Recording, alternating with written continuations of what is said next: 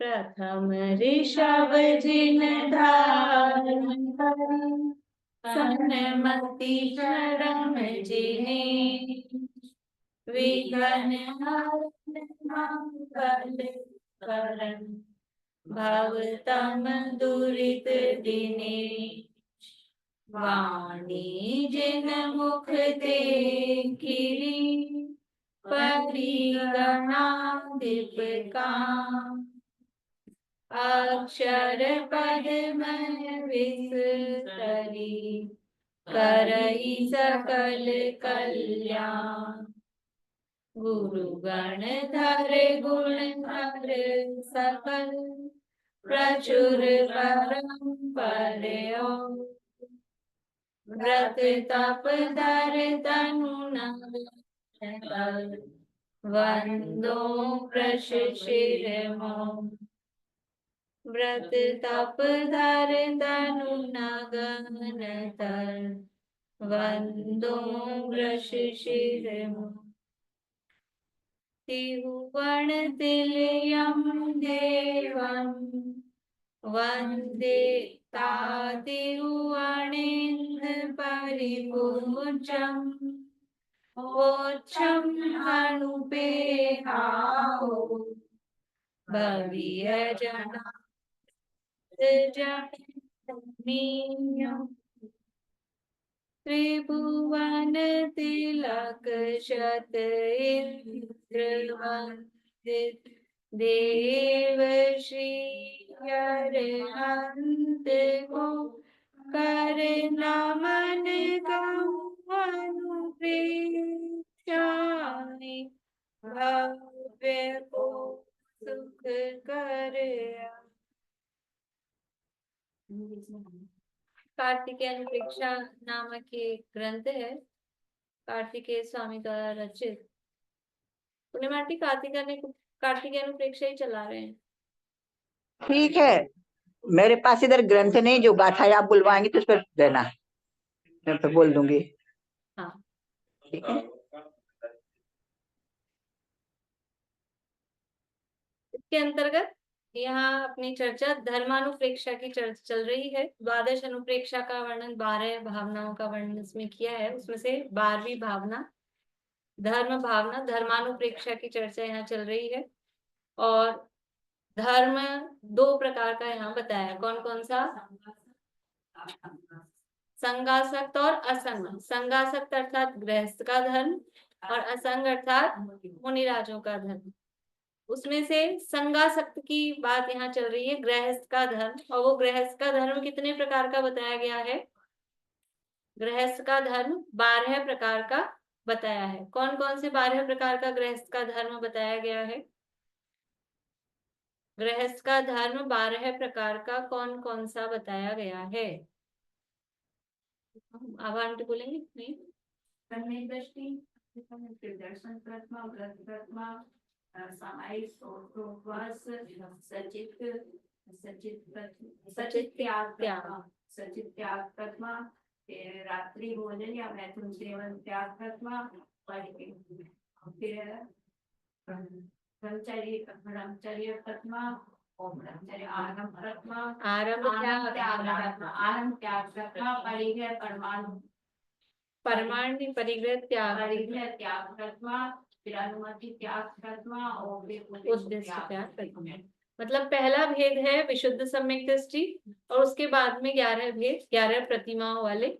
इस तरह से 12 भेद संगासक्त के अर्थात गृहस्थ के धर्म के बताए हैं। उसमें किसकी चर्चा अपनी चल रही है? यहाँ पर कौन से नंबर के भेद की चर्चा चल रही है? अनर्दन की तो चल रही है, पर वो कौन से भेद में चल रही है? अनर्दन की चर्चा बोलो पारुल।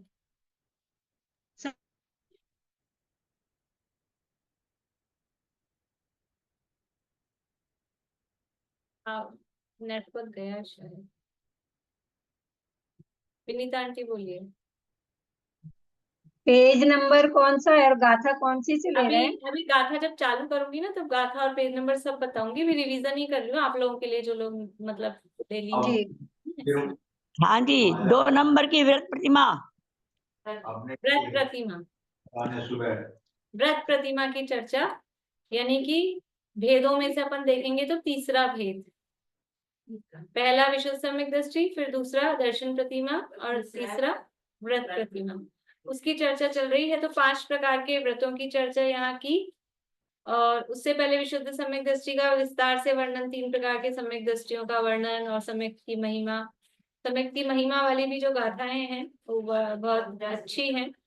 300 जो प्रमुख क्रमबद्ध पर्याय को बताने वाली प्रमुख गाथाएं हैं वो भी उस सम्यक दृष्टि के प्रकरण में यहाँ आई थी, 321, 22 और 23। और उसके बाद वाली जो गाथाएं हैं सम्यक दृष्टि का, सम्यक दर्शन का महात्म्य बताने वाली, वो भी बड़ी महत्वपूर्ण गाथाएं हैं। इसके बाद में यहाँ दूसरे अणुव्रत की चर्चा अपनी चल रही है, जिसके अंतर्गत 5 अणुव्रतों का स्वरूप बताया और उसके बाद 3 गुणव्रतों का स्वरूप। तो 3 गुणव्रतों में पहला गुणव्रत लिया है यहाँ पर, पहला गुणव्रत अनर्थ दंड नहीं लिया है, पहला गुणव्रत क्या लिया है, दिशाओं का परिमाण, दिग्व्रत। पहला गुणव्रत दिग्व्रत और दूसरा गुणव्रत अनर्थ दंड। तो उस अनर्थ दंड व्रत की चर्चा चल रही है और उसके भी जो 5 भेद हैं उसमें से अपने 1-2 भेदों की चर्चा हो गई। एक बार थोड़ा सा 344 गाथा से ये 5 भेद जहाँ से चालू हुए रहे, जब अपनी 345 तक की चर्चा हो गई थी, 347-46, लेकिन एक बार थोड़ा सा अनर्थ दंड का प्रारंभ कर रहे हैं। तो रिवीजन करते हुए अनर्थ दंड के 5 भेद यहाँ बताए हैं। पेज नंबर 156 है, गाथा नंबर 344 है। रीडिंग करके आगे बढ़ेंगे, गाथाएं अपनी चल चुकी हैं।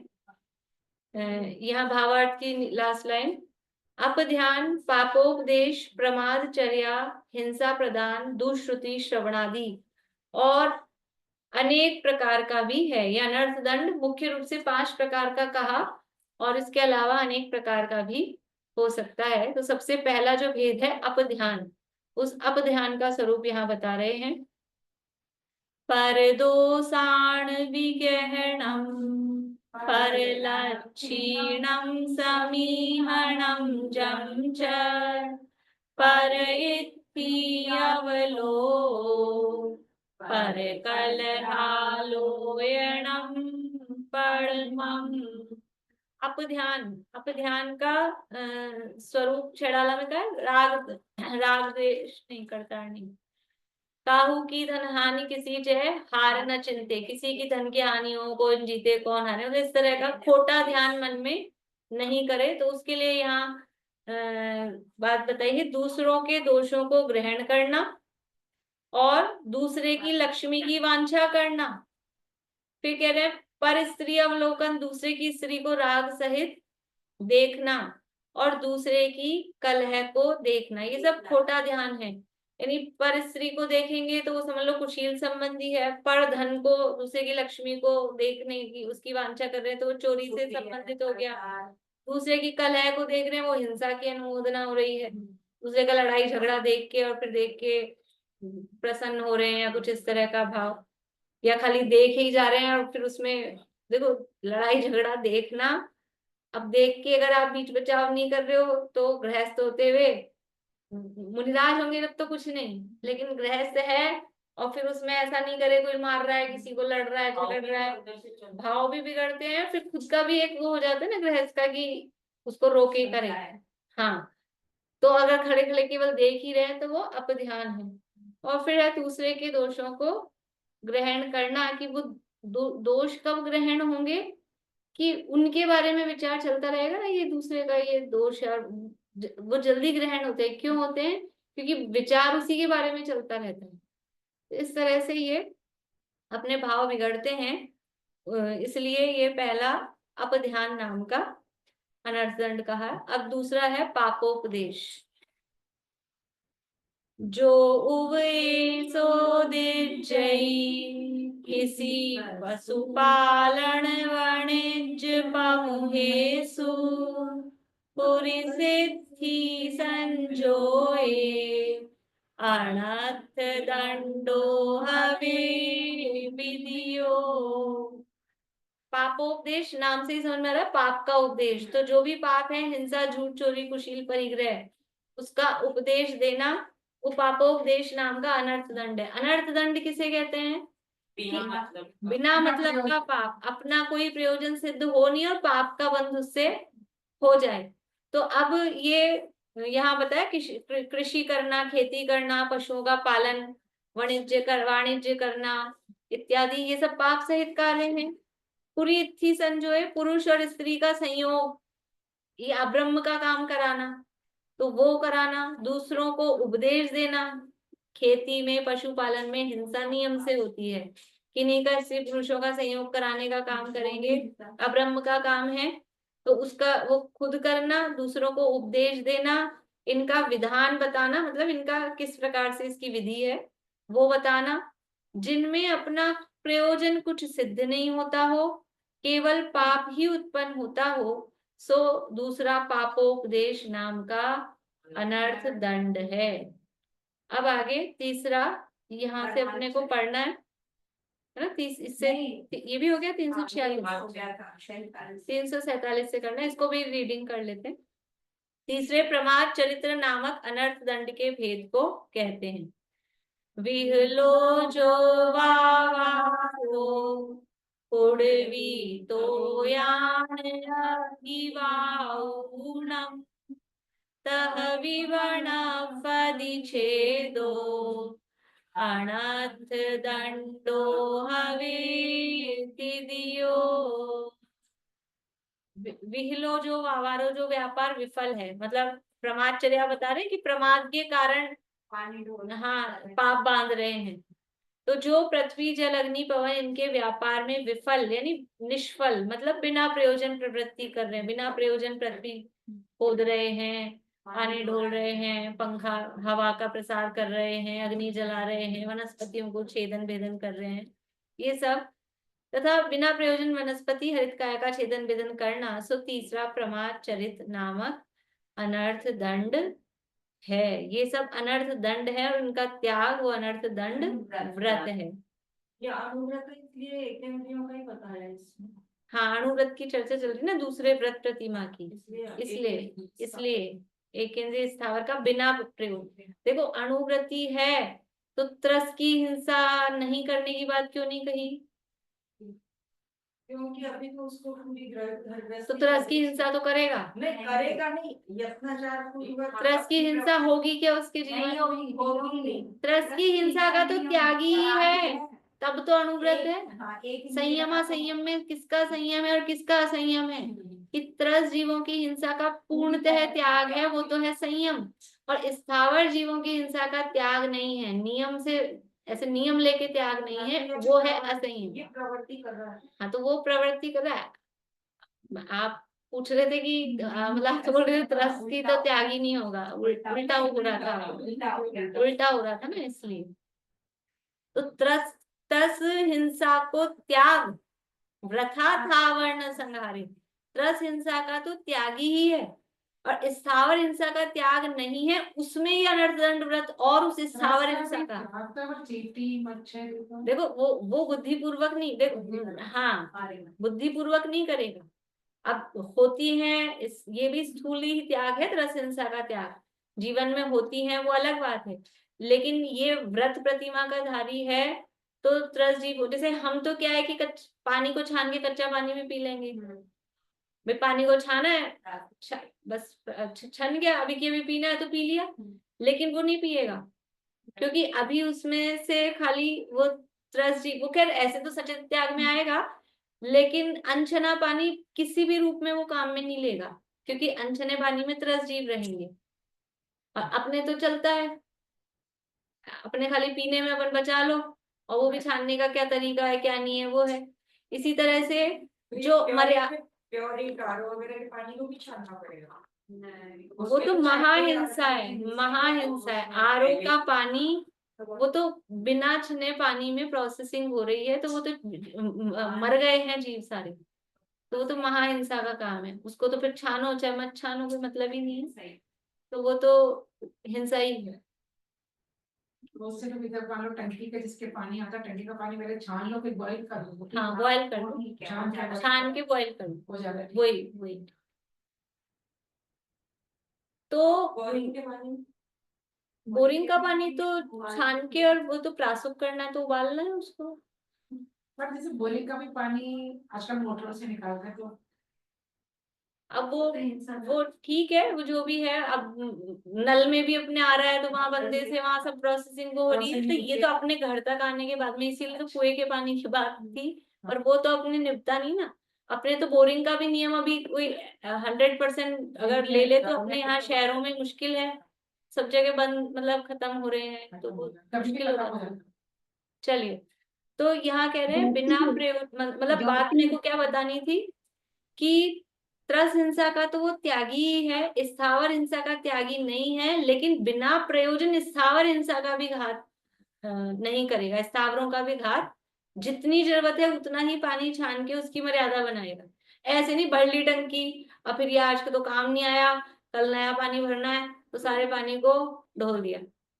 ऐसा नहीं कि हम त्यागी तो है नहीं पंखा पंखा चलाने के, तो घर में जितने पंखे हैं सारे चला दिए, हमारे बिल की भी कोई चिंता नहीं है, जितनी लाइटें सारी चला दी। ऐसा नहीं करेगा, ये है बिना प्रयोजन वो उस स्थावर जीवों का घात भी नहीं करेगा। बोलिए ममता जी। ठंडे पानी में क्या दोष आता है? जैसे अपन ने छान के रखा ना, बोलते हैं ना गरम करके लेते हैं। नहीं, वो जो सचित्त त्यागी अगर होंगे तो फिर वो सचित्त रहेगा ना ठंडा पानी में। अभी केवल त्रस जीव निकले हैं, जल कायिक नहीं निकला उसमें से, तो वो हम हमारे तो ऐसे नहीं है। और जब तक सचित्त त्याग प्रतिमा नहीं हुई तब तक वो भी नियम रूप से पूरा गतिचार रूप से उसका पालन नहीं होता है, तो वो यथायोग्य जिस प्रतिमा में जैसा है उस रूप से वो भी ग्रहण करते हैं। और फिर मर्यादा तो बनती बनाते ही है ना कुछ डाल के। वो ज्यादातर है कि वो प्रासुप कर लेते हैं, तो वो ठीक भी रहता है उसमें। अब चौथे हिंसा दान नामक अनर्थ दंड को कहते हैं। गाथा नंबर है 347, गाथा बुलवाऊंगी, पेज नंबर 157।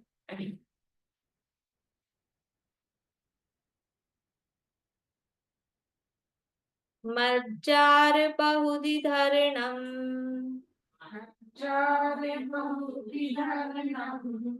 आयुः लोहादि विकणम जम च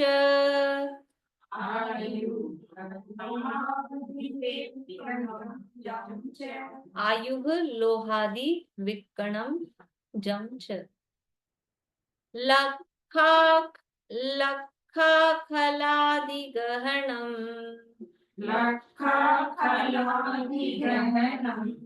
अणथ दंडो हवे तुरियो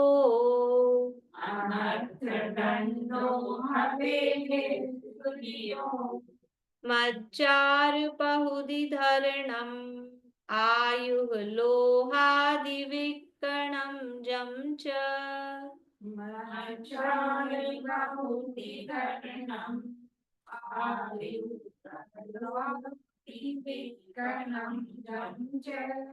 लखा खलादि गहनम अणथ दंडो हवे तुरियो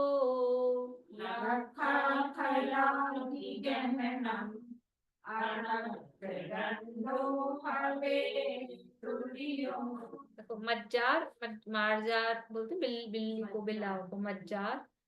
बहुदी धरणम, उनको पालना। मज्जार आदि बिलाव आदि जो हैं हिंसक जीव, उनको पालना। आयुः लोहादि विकणम जमचे, आयु आयु नहीं है, आयुः, आयुः यानी आयुध, आयुध। और लोहादि, लोहे का, लोहे के जो आयुध है उनका विकणम, विक्रय करना, व्यापार करना। जम यानी जो, और च यानी और।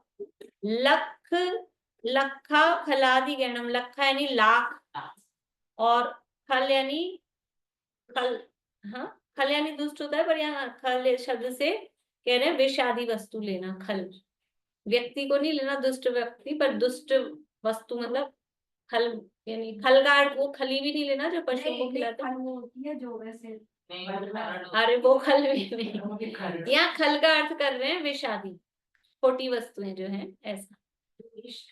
हाँ, उनका ग्रहण यानी लाख का विषादी का ग्रहण। अनर्थ दंडो हवे तुरियो, तुरियो यानी चौथा, अनर्थ दंडो अनर्थ दंड, हवे यानी होता है। देखिए अन्वयार्थ में देख लीजिए।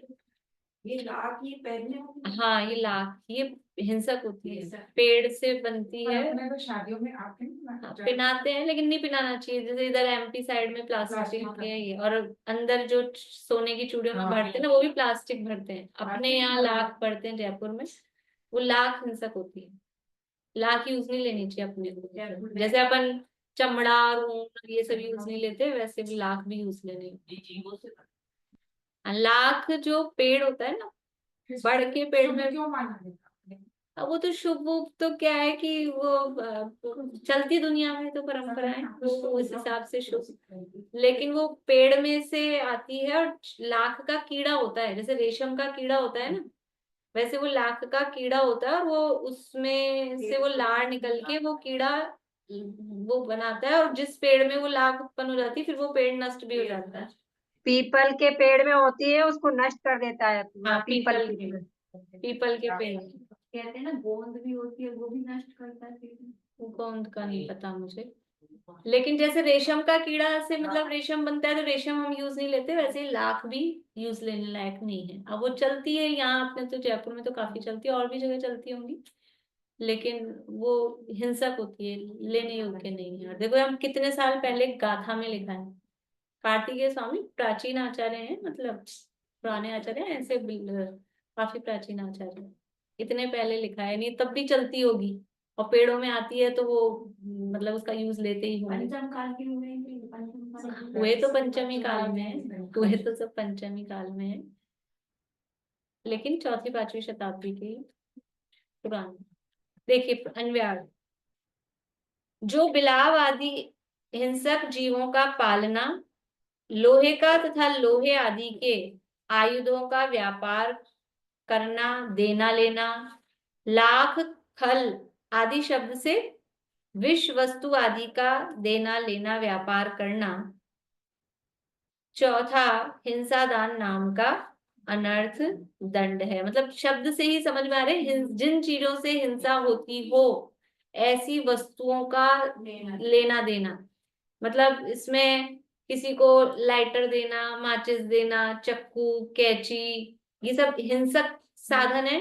खुद के काम के लिए गृहस्थ रखता है, लेता है, लेकिन दूसरों को उनको लेना देना नहीं करना चाहिए। वो उससे क्या करेगा क्या नहीं करेगा, कैसा यूज लेगा, किस तरह से सोधेगा नहीं सोधेगा, घर के तो काम मतलब सारी चीजें समझ लो आरंभ की ही है, लेकिन फिर भी चाकू, छुरी, ब्लेड, कैंची शादी ब्याह में भी नहीं देते, दहेज में भी नहीं देते, मतलब तो ये इसके पीछे लॉजिक वही है, बस हम तो परंपरा से मानते हैं कि दहेज में ही नहीं देते।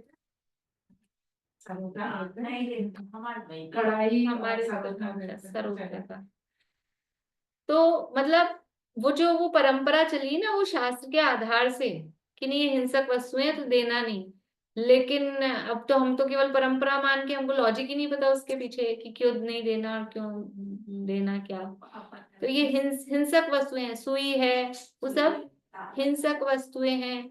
और लोहे की वस्तु, ऐसा अभी भी मतलब भले ही लोगों को नहीं पता, लेकिन कुछ लोग ऐसे हैं अगर लोहे की वस्तु लाके देंगे तो ऐसे भले ही पैसे नहीं लेंगे आपसे, लेकिन वो लोहे की वस्तु लाके दी तो इसके तो कुछ भी रुपए तो दे ही दो, लोहे की वस्तु नहीं देंगे। तो अब वो बस केवल वो ग्रहित मिथ्यात्व रूप से फॉलो कर रहे हैं, अगर लॉजिक नहीं पता तो वो फॉलोइंग जो हो रही है उनकी वो ग्रहित मिथ्यात्व के अंतर्गत है। और लॉजिक पता होने पर कि नहीं भी लोहे की वस्तु है, वो हिंसा की प्रतीक है। लोहा जो है हिंसक मतलब अब लोहे की वस्तु क्या होगी, तवा होगी, कढ़ाई वढ़ाई भारी जो भी है, किसी पे पड़ जाए गिर जाए तो वो भारी वजनदार है, और उसके अस्त्र शस्त्र बनते हैं, इसलिए वो हिंसा का प्रतीक है। तो हिंसा दान नाम का ये अनर्थ दंड है। और भी इसीलिए उन्होंने शुरू में कह दिया अनेक भेद हो सकते हैं, मतलब पीतल की देते हैं तो पीतल की मान्य है लोहे की वस्तु का ये विशेष रूप से करें। हाँ, पीतल की तो देते ही ना बर्तन, अब शादी ब्याह में बर्तन देंगे तो पीतल की तो पीतल में तो कढ़ाई वगैरह देते हैं। हाँ देते ही इसलिए देखिए बहुत ज्यादा चर्चा करने की जरूरत नहीं, मतलब सरल प्रकरण है, पहले अपने छड़ाला वगैरह में भी पढ़े हुए हैं। देखिए आगे से तो आप पकड़ रहे हैं ना, पहले तो चीजें ठीक है। सुनते सुनते भावार्थ, हिंसक जीवों का पालन तो निष्प्रयोजन और पाप प्रसिद्धि है। देखो पशुपालन करना चाहिए कि नहीं करना चाहिए, तो वैसे तो वो पशुओं को बंधन में रखना अच्छी बात नहीं है, लेकिन प्राचीन काल में पशुओं को रखा जाता था, पालतू पशु जो जैसे दूध आदि जिनसे मिलता है या खेती के काम आते हैं, बैल खेती के काम आते हैं, गाय है भैंस है दूध के काम आते हैं, तो उनको पाला जाता था। तो उनका निषेध नहीं है, इसीलिए उसमें अतिचारों में बंध वध छेदा वो लगती है ना, अन्नपान निरोधा, कि वो उनको बांधना, हाँ छेद अंग वगैरह वो छेदन भेदन करना या भोजन पानी नहीं देना, तो वो इसलिए अतिचारों में दिया है कि वो रख सकता है जो पालतू पशु हैं, और वो अपने प्रयोजन से हम रख रहे हैं। लेकिन हिंसक पशुओं को पालने का क्या प्रयोजन है? बिल्ली पालने का फैशन चल रहा है, कुत्ता तो पालते ही हैं बरसों से, आजकल फैशन में बिल्ली चल रही है। और वो भी एक एक नहीं, उनको भी कंपनी चाहिए, तो दो दो तीन तीन होते हो, एक नहीं पालता अकेला, तो उनको भी अपनी कंपनी चाहिए, तो दो तीन पालते हैं। आप देखो सुबह से सुबह जल्दी आ जाओ ना, तो वो उनकी ड्यूटी लगे घूमते रहते हैं ड्यूटी करने वाले, बिल्ली और कुत्तों को लेके। लेकिन वो हिंसक है, भले ही हम आप कह रहे हो हम तो उनको दूध पिला रहे हैं कि ये खिला रहे हैं हम हिंसक, लेकिन उसकी प्रवृत्ति हिंसक ही है। उसको मांस दिखेगा अगर, वो पहले मांस की तरफ ही जाएगा, वो हिंसक है। इसलिए हिंसक पशुओं को पालना, वो पालने का उपदेश देना, वो हिंसा दान नाम का अनर्थ दंड है, व्यर्थ का पाप है उसको पालने का। कुछ लोग हैं पालते नहीं है, मतलब सुबह सुबह दिखते ना जल्दी आओ, दो बिस्किट ले लेके खिलाते हैं। हाँ। कोई यहाँ सामने तो वो दूध ही पिलाती रोज डब्बे में लेके, तो ये सब है क्या है, वो हिंसा दान नाम का। ठीक है उनपे दया करके, वो भूखे रहते हैं, सड़क स्ट्रीट डॉग्स वगैरह होते हैं, तो वो उनके करुणा का भाव है, उसका निषेध नहीं है कि वो करुणा का भाव है। लेकिन घर में उसको यदि आप पाल रहे हो तो वो उसके अंतर्गत हाँ वो भाई करुणा आएगी भी, ठीक है भूखा है कुछ है तो खिलाने में निषेध नहीं है, लेकिन फिर भी उनको जो पालने का भाव है वो हिंसा दान के अंतर्गत है। बोलिए मैम, जो अनर्थ दंड है जैसे रत्नगण श्रावकाचार में अलग सीरियल से दिया हुआ है, तो इसमें कुछ वो नहीं आगे पीछे जैसे हाँ दिया हुआ ऐसा है। कुछ नहीं, सीरियल रत्नकरण में अलग से, इसमें छैटाला में अलग से दिया हुआ है। हाँ वो उसमें ऐसा कुछ क्रम नहीं है, पांचों ही अनर्थ दंड में कोई भी पहला दूसरा कर सकता।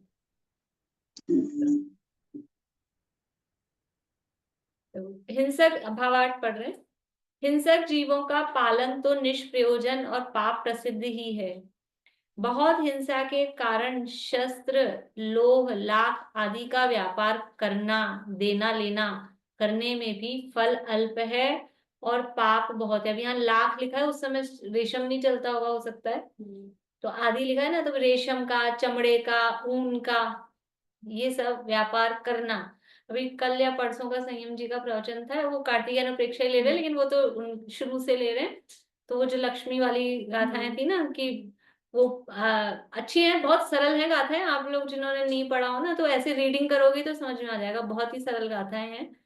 और उसमें क्या है कि जो ना खुद भोग रहा है ना किसी को दान दे रहा है, वो पहाड़ पत्थर के समान कर रहा है, वो गाड़ जाते हैं तो पत्थर के समान कर रहा है, और वो खुद नहीं भोग रहा है तो क्या तो बाद में राजा भोगेंगे, ये उसके सगे संबंधी, या तो भाई गवर्नमेंट ले लेगी, या बस वो सगे संबंधी भोग रहे हैं। इस तरह के बहुत सारे गाथाएं उसमें दी है।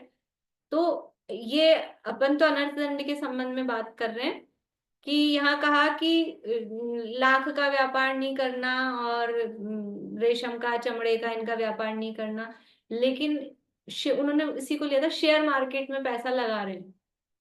तो कौन इतनी स्टडी करता है कि ये कंपनी में क्या व्यापार हो रहा है, क्या वस्तु बन रही है, और 90% 95% लोग करते ही हैं कुछ ना कुछ साइड में शेयर्स में इन्वेस्ट, पैसा होता है तो इन्वेस्टमेंट तो चलता ही है, और कुछ लोग तो फुल फ्लैश ही वही काम करते हैं।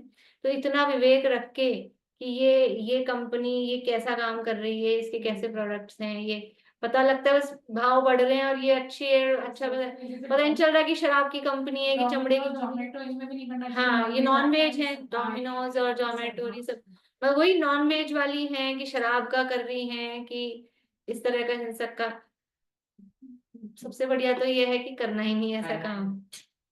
लेकिन फिर भी अब चल रहा है, करते हैं, तो कम से कम थोड़ा विवेक पूर्वक इन सब का ध्यान रखना चाहिए कि कहाँ किसी को पैसा, मान लो कोई ब्याज का काम करता हो तो किसको पैसा दे रहे हैं, वो क्या काम करेगा, किस व्यापार में लगाएगा, वो बराबर ये जिम्मेदारी होती है। बोलो अपन तो, अब हम तो उसको दे रहे हैं, हम तो प्याज ले रहे हैं, लेकिन ये जिम्मेदारी होती है देने वाले की, वरना वो अनुमोदना का, ये अनर्थ दंड का पाप है व्यर्थ का। खुद तो नहीं करते, लेकिन इस तरह से वो अनुमोदना उसमें होती है।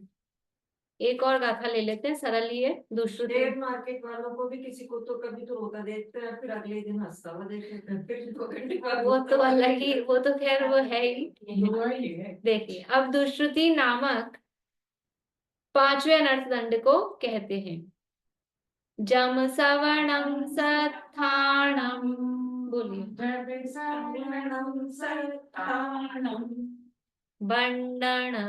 भंडणवसीय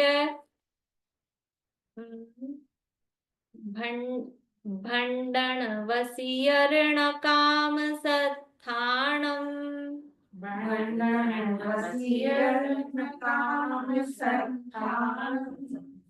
परदोषाणं च ताः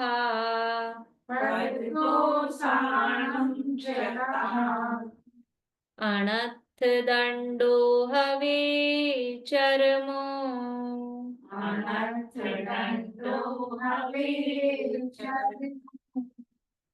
जम सवणं सत्थाणं भंडणवसीयर्ण काम सत्थाणम्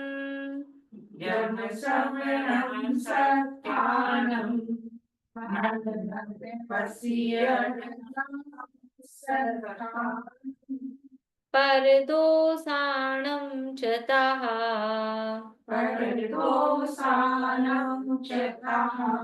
अनर्थ दंडो हवे चरमो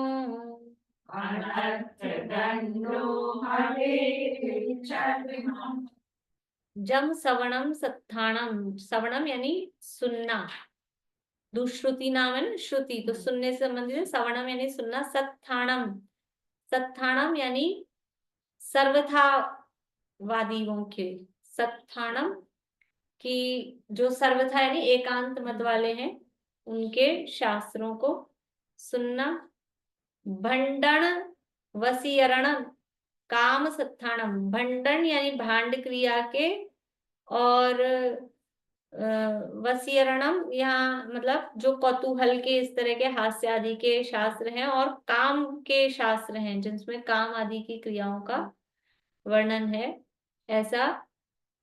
और वसीयरणम, हाँ वशीकरण भी नीचे दिया, वशीकरण, वसीयरणम वशीकरण मतलब वो भी, वशीकरण का प्रयोग भी मुख्य रूप से काम के लिए ही, कि स्त्रियों को वश में करना है या किसी इस तरह से वो अपने अनुकूल हो जाए, तो मुख्य रूप से उसमें होता है, अन्य रूप में भी होता है। तो जिसमें भांड क्रिया समझते हैं, मतलब शब्द बोलना, नाटक खोटे शब्द बोलना, नाटक, या मतलब बहुरूपिया टाइप से, हाँ बनावटी, किसी के साथ कुछ, किसी के साथ कुछ, इस तरह से कैसे व्यवहार करें, लोगों को छल लें, ऐसा मायाचारी टाइप का, तो वो भांड क्रिया। या ऐसे बोलते भांड के समान, मतलब कुछ भी रथ्या पुरुष जैसे होते हैं जिनका कोई इमेज नहीं है, या जिनकी कोई ऐसा नहीं है, कुछ भी करें कैसा भी। पहले कहते भी थे तो भड़वोच है। हाँ, मतलब एक इज्जत वगैरह जैसे तरीके से रहे, ऐसा नहीं कुछ भी, कैसा भी पहने, कैसा भी खाएं, कहाँ भी घूमे, ऐसा जो नहीं। नाचने गाने वाले होते थे ना पहले, हाँ, उसको कहते नाचने हैं गाने वाले, सड़क पे जो नाचने गाने, इस तरह से उनको भांड बोलते थे, ऐसा। तो भांड क्रिया, वशीकरण की क्रिया, और काम आदि के शास्त्र, पर दोषाणम चेतहा, दूसरे का दोष सुनना। देखो ये तो ऐसे शास्त्रों को सुनना, मतलब इस तरह की बातें सुनना जो एकांतवाद के पोषक शास्त्र हैं, भांड क्रिया के पोषक हैं, वशीकरण के, काम आदि के, जिसमें मतलब इस तरह की बातें सुनना। या पर दोषाणम, पर के दोष को सुनना, दूसरों के दोष, कोई कोई दूसरे की बुराइयां कर रहा हो, हम कर नहीं रहे लेकिन हम सुन रहे हैं, ये दुश्रुति नाम का अनर्थ दंडो हवे चर्मो, वो चर्मो यानी पांचवा दुश्रुति नाम का अनर्थ दंड है। देखिए अन्वयार्थ, जो सर्वथा एकांत मत वालों के बनाए हुए कुशास्त्र तथा भांड क्रिया, हास्य, कौतूहल के कथन के शास्त्र, वशीकरण मंत्र प्रयोग के शास्त्र तथा स्त्रियों की चेष्टा के वर्णन रूप काम शास्त्र आदि का सुनना, सुनाना, पढ़ना, पढ़ाना। देखो नाम तो है दुश्रुति, लेकिन सुनना भी, सुनाना भी, पढ़ना भी, पढ़ाना भी, दूसरे के दोषों की कथा करना, सुनना, दुश्रुति श्रवण नामक अंतिम पांचवा अनर्थ दंड। मोबाइल में यूट्यूब ऐसी चीज है कि हम, और इतनी उसमें क्यूरियोसिटी आती कि वो आते हैं कुछ ना कुछ, और उनका हेडिंग या उनकी फोटो कुछ इस तरह की होती है कि लगता है कि देख ही लें। तो मैं तो मतलब कहती हूँ कि बहुत सावधानी से हमको उसको चलाना चाहिए। स्क्रॉल ऊपर नीचे करते हैं ना, कि हम चलाने के उद्देश्य से तो नहीं चलाए, लेकिन दब गया तो नजर भी पड़ जाती, तो इंटरेस्ट भी आ सकता है। अथवा दबते ही फिर अपन ने बैक किया, लेकिन उनका व्यू तो बढ़ा दिया हमने भी, उनके व्यूज वगैरह, उनकी अनुमोदना तो हो गई ना, तो गलती से भी उनके व्यूज नहीं बढ़ाना। इस तरह की चीजों के जो भी ये दुष्कृति, मतलब इस तरह के पोषण है, हिंसक के हैं या काम आदि के हैं, इस तरह के मतलब बहुत सावधानी से उनको करना चाहिए। और आपने एक बार दबा लिया, फिर से वो आएगा, फिर उसके और जो आगे आएंगे ना। आपने एक आध बार जो कोई चीज आपने देख ली, इसमें वही होता है जो आप चलाते हो। हम प्रवचन चलाते रहते हैं तो कभी कभी अन्य मतियों के भी, दूसरों के भी, हाँ उनके भी आ जाते हैं प्रवचन टाइप की चीजें, और वो कभी गलती हो जाती है तो दब जाता है, तो और ज्यादा आने लग जाते हैं। इसलिए बहुत सावधानी से उनको यूज लेना चाहिए। भावार्थ, खोटे शास्त्र सुनने, सुनाने, पढ़ने बनाने से कुछ प्रयोजन सिद्ध नहीं होता, केवल पाप ही होता है, और आजीविका निमित्त भी इनका व्यापार करना श्रावक को योग्य नहीं है। अभी वृत्ति की बात चल रही है, वो आजीविका के लिए भी ऐसे मान लो किताबों का काम हो, ऐसे किताबों का व्यापार नहीं करेगा।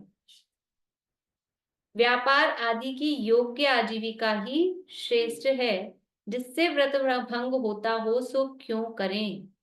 व्रत की रक्षा करना ही उचित है, व्रत की रक्षा जैसे हो वैसे काम करना ही उचित है। इस तरह से ये अब एक इसके संबंध का एक गाथा रह गई है, उसके बाद में तीसरे गुणवृत्त की चर्चा आएगी, कल करेंगे चर्चा।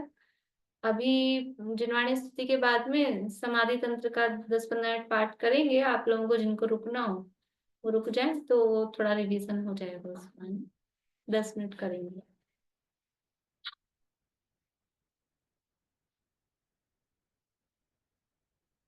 रत्नत मुक्ति का मार्ग,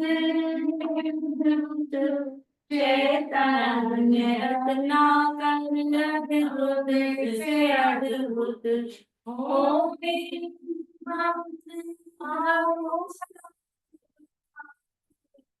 वितरागी शासन, जयवंत वरते, जयवंत वरते सर्वज्ञ देव, जयवंत वरते निर्भ्रांत गुरुवर, जयवंत वरते श्री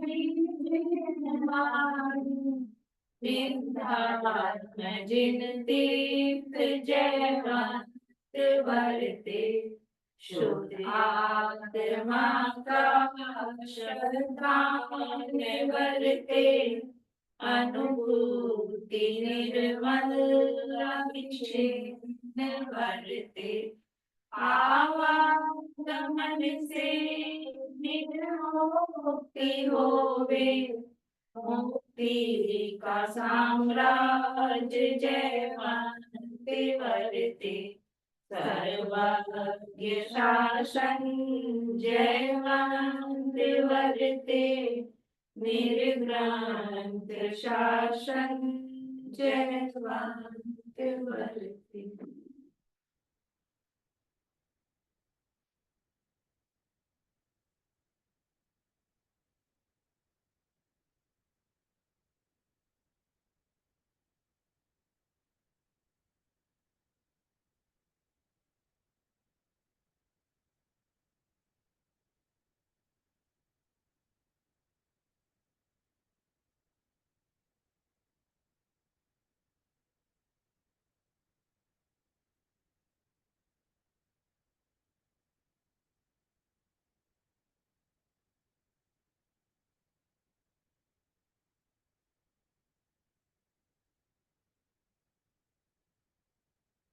चौदह शाम में मानी माता की।